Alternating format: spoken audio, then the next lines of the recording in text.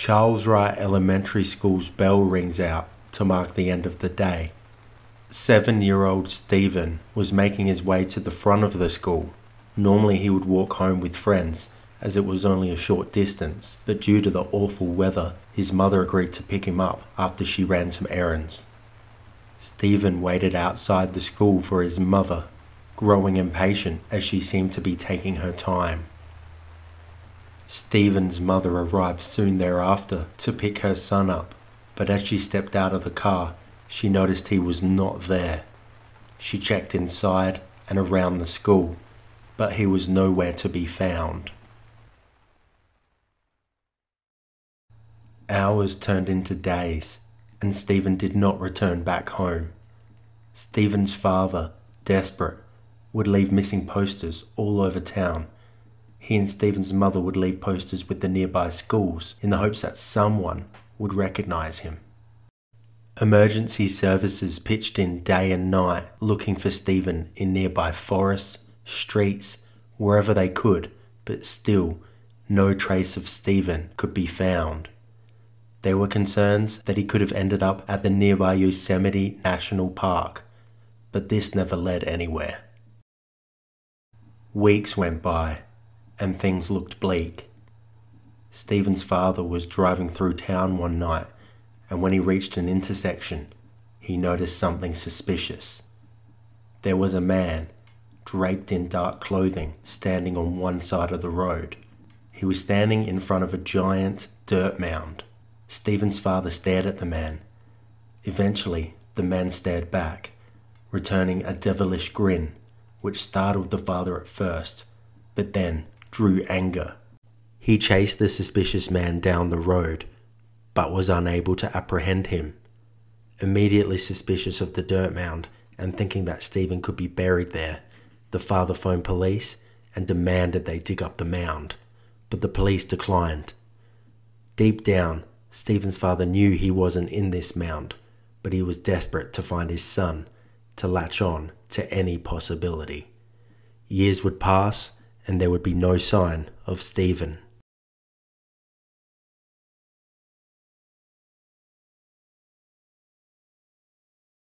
Five-year-old boy Timmy plays in his front yard, enjoying the beautiful day and soaking up the sun. His parents are out the back, also making the most of this pleasant day. But soon, this day would turn to a parent's worst nightmare, as in the blink of an eye, Timmy disappears without a trace. Like Steven, missing posters popped up all over town. Emergency services crews scoured the area looking for clues, but again, nothing is found. 2 weeks later, in a neighbouring suburb, a police officer was working the late shift at the station when he noticed something odd. There was a very young boy peering through the station's window. The police officer immediately went to approach the boy, but as he walked over to him, the boy ran off. The police officer knew something was up. There had to be a reason a young boy was here so late at night.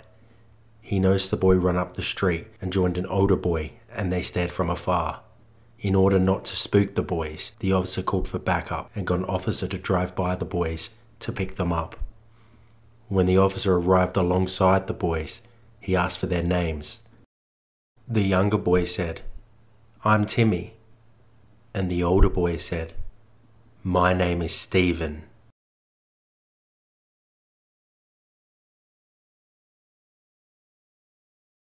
Schoolboy Steven is waiting for his mother to pick him up from school. Whilst waiting, he is approached by a stranger. The stranger introduces himself as Irvin and tells the boy he is a representative of their local church and is selling Bibles. He asks Steven if his mother would be interested in buying some Bibles. Steven said she would. Irvin asked where Steven lived. Steven gave him the information. He then asked if Steven would be willing to take him to his home so his mother could buy the Bibles. A naive Steven, who was raised to trust adults, agreed. Suddenly, a white Buick approached.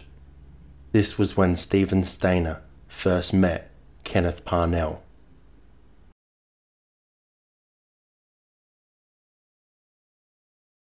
All three left together. They started driving away. Steven realized he was not familiar with this part of town. He'd never been here before. A confused Steven asked when they'll be reaching his mother's house. Soon after this, Kenneth pulled over and walked over to a payphone and appeared to be talking to someone on the other end. He returned to the car and they drove off. Kenneth told Steven that he just got off the phone to his parents and that they agreed that Steven could stay at his house for the night. They drove on for a little while longer before reaching their destination. They reached Kenneth's cabin where they would be staying. They entered the cabin, and to Steven's delight, there were presents and toys waiting for him. The following day, Kenneth had to go to work, so he made the decision to secretly give Steven lots of sleeping medication so Steven would sleep all day whilst he was away and wouldn't try to escape. For the next week, Steven would spend his time playing with his limited toys. Then one evening, Kenneth returned to the cabin with a surprise for Steven. He then showed Steven that he had bought him a puppy to keep. Steven was ecstatic. It was a Manchester Terrier, and Steven would grow to adore this dog, and he would call her Queenie. Following this, Kenneth told Steven that his parents could no longer afford to keep him, and that a judge had granted him permanent custody. A sad and confused Steven said, "But they need me." And Kenneth responded, "I don't think they need you right now." Immediately following this, Kenneth decided he needed to dye Steven's hair to further mask his identity. Once this was done, Kenneth enrolled Steven into the local school. As Steven's parents were working hard to find Steven, his missing posters were sent to the school Steven would attend, but as the school opted not to spread the poster around, Steven was never identified. Time went by, and Steven Stayner, now named Dennis Parnell, adjusted to his new life. 7 years would go by, and Steven would not be found. Steven was now 14 years old, a teenager. Kenneth and Steven now lived in a decked-out school bus in a caravan park. Steven was free to come and go as he pleased. He had many opportunities to escape, but was unsure how to ask for help. As Steven grew older, Kenneth decided he wanted to take another boy. He would attempt to take these children with the help of Steven. Steven went along with this, having conversations with kids and making it look like he was attempting to lure them away. But he, in fact, was intentionally sabotaging the attempts so Kenneth wouldn't take anybody. Following this, Kenneth deemed Steven to be a bad criminal and not a good accomplice, so no longer asked for his help. Time went by, and Steven didn't hear anything else about the matter. Until one day, Kenneth picked Steven up from school, and Steven noticed a young boy in the car with Kenneth. It was Timothy White. Days followed, and Steven tried to pick Timmy's spirits up. Just like with Steven, Kenneth decided he would dye Timmy's hair. During this time, Timmy was inconsolable, constantly upset, and just wanted to go home to see his parents. This, and the fact he knew Timmy was being taken, was wrong. Steven decided he was going to help Timmy escape. He was going to return Timmy to his parents, but initially had no plans of rescuing himself. One night, Kenneth left for work, and the boys were left in the bus by themselves. Steven decided this was the night to escape. They left and didn't make it very far before Timmy was much too upset to go any further. The heavy winds and rain was scaring him way too much, so Steven decided to turn back and try again the next night, if the weather was better. Thankfully, the next day's weather was much, much better. Kenneth left for work again, and Steven, again, attempted to return Timmy home. Steven left his beloved Queenie behind, worried that he may never see her again. The boys walked down a long, lonesome road and hitchhiked to Timmy's hometown. Unfortunately, they were unable to locate Timmy's house. Steven decided they needed to go to the police. As they walked towards the station, Steven realized that in order to get there, they would need to walk past where Kenneth worked. Terrified that Kenneth would see them, they snuck past his work, trying to be as inconspicuous as possible. Thankfully, they walked past undetected. They arrived near the police station, but Steven stopped. He encouraged Timmy to go to the station and ask for help, as he had no intention of being rescued himself. Timmy, scared and unsure, walked towards the police station. He peered through the windows and saw an officer. As the officer began to approach Timmy, he got spooked and ran back to Steven. Soon after this, a police car drove by and asked for their names. Steven decided almost on the spot that he would be honest and tell his story. The boys were safe. After Steven and Timmy were rescued, Steven identified Kenneth Parnell as their captor. Kenneth was charged with kidnapping, among other offences. In an event that seems almost unfathomable, Steven was forced to enter the interrogation room where Kenneth was, and once again was forced to face his captor. They later allowed Steven to return to Kenneth's and retrieve his dog Queenie.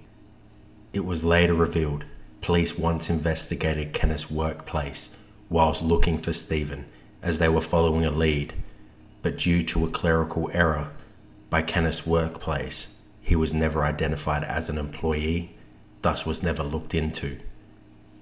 It was also revealed that Kenneth would be driving past volunteers whom were actively searching for Steven while Steven was in the car. Time went on, and it was soon time for Kenneth to face the charges. His defense decided they wanted to get more information from their client, so opted to inject him with the sodium pentothal, more commonly known as truth serum. However, as Kenneth started divulging disturbing information, the defense put a stop to it and destroyed the tape. They didn't want what he said getting out to the public. Due to a loophole where basically Kenneth could not be tried for both kidnappings of both Steven and Timothy, he received the maximum sentence at that time for one kidnapping, which was 7 years. For Steven and Timmy, life went on. Both would end up getting married, and both would father 2 children. However, tragedy would soon strike for both boys. Steven was leaving his job at a pizza parlor, leaving on his motorbike. His helmet had been stolen 3 days earlier, and Steven was yet to purchase a replacement, so he wasn't wearing one. Suddenly, out of nowhere, a car stalled in Steven's path. Steven crashed into the car and flew 45 feet off of his bike, suffering severe head trauma. The driver of the car fled the scene and left for Mexico. It was later theorized he was drinking prior to the accident. Unfortunately, Steven would later succumb to his injuries. At 24 years old, his life was cut short. The man who hit Steven eventually turned himself in, and due to there being proof that there were faults with the car and that it was the manufacturer's fault, only served 3 months in prison. At the age of 34, Timothy White unexpectedly passed away. He suffered a pulmonary embolism. His life was also cut tragically short. 5 years into his 7-year sentence, Kenneth Parnell was released from prison on good behaviour. He was on parole and under strict supervision, but this would eventually end. He was free to move around as he pleased. He ended up getting a security job at a boys' home. His employers failed to get a criminal history check. However, a movie based on Steven's life would be released during this time. Steven actually appeared in this film, taking the role of one of the police officers that found him and Timothy. Kenneth's identity would soon be revealed due to this film, and he got fired from his position. 13 years later, Kenneth was at the age of 71. He decided he wanted to kidnap another child. He asked his friend, Diane, if she would assist him for $500. Diane agreed, but for the right reasons. She feared someone else would take up the offer, so she did herself and then took the information straight to the police. She agreed to wear a wire, have her phones bugged, and more.